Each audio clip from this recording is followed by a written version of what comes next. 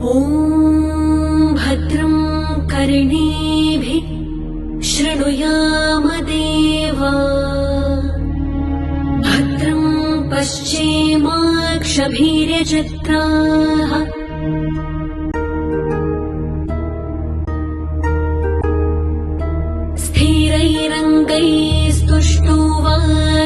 स्थिरैरङ्गैस्तुष्टुवासस्तनूभिः व्यशेम देवहितं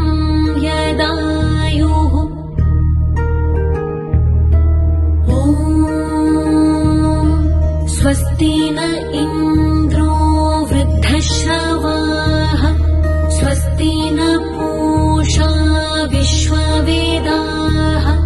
स्वस्ति नस्तार्क्ष्यो अरिष्टनेमि स्वस्ति नो बृहस्पतिर्दधातु ॐ शान्ति शान्ति शान्तिः।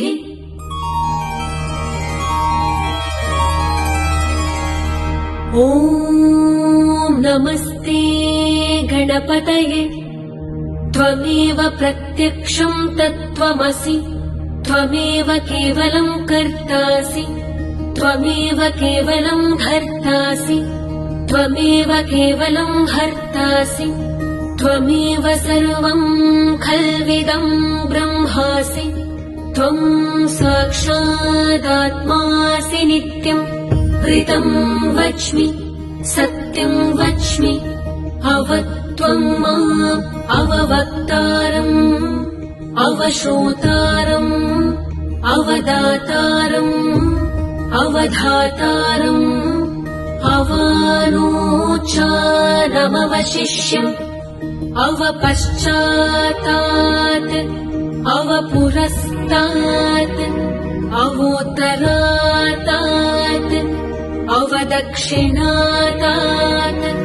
अवचोर्ध्वातात् अवधरातात् सर्वतो मां पाहि पाहि समन्तात् त्वं वाङ्मयस्त्वं चिन्मय त्वं आनन्दमयस्त्वं ब्रह्ममय त्वं सच्चिदानन्दाद्वितीयोऽसि त्वं प्रत्यक्षं ब्रह्मासि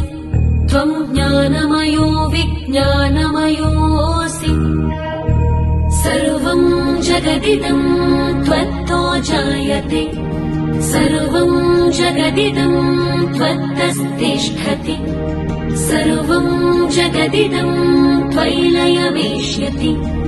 सर्वं जगदिदं त्वयि प्रत्येति त्वं भूमिरापो नलो निलो नभः त्वं चत्वारि वाक्पदानि त्वं गुणत्रयातीतः त्वं देहत्रयातीतः त्वं कालत्रयातीतः त्वं मूलाधारस्थितोऽसि नित्यम् त्वं शक्तित्रयात्मकः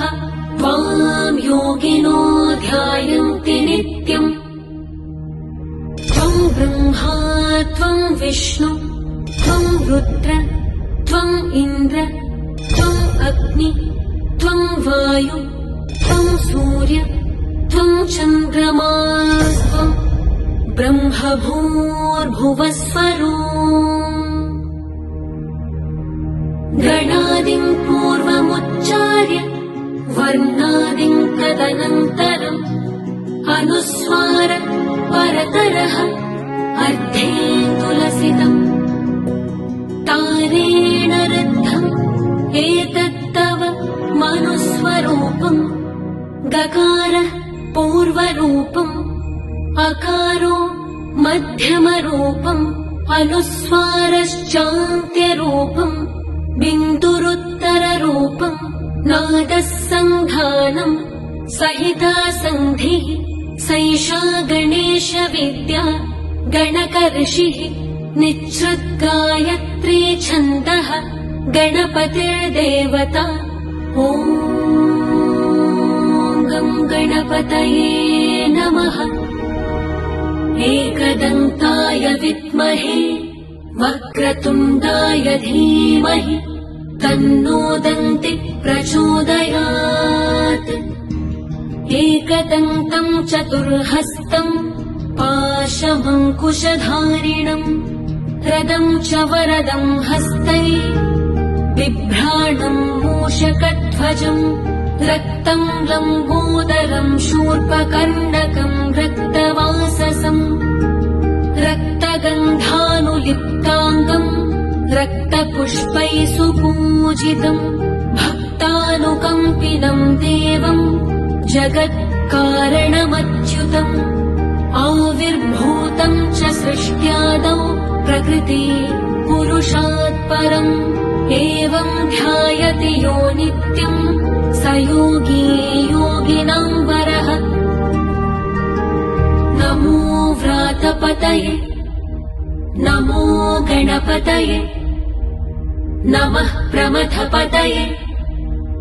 नमस्ते अस्तु लम्बोदरायैकदन्ताय विघ्ननाशिने शिवसुताय श्रीवरदमूर्तये।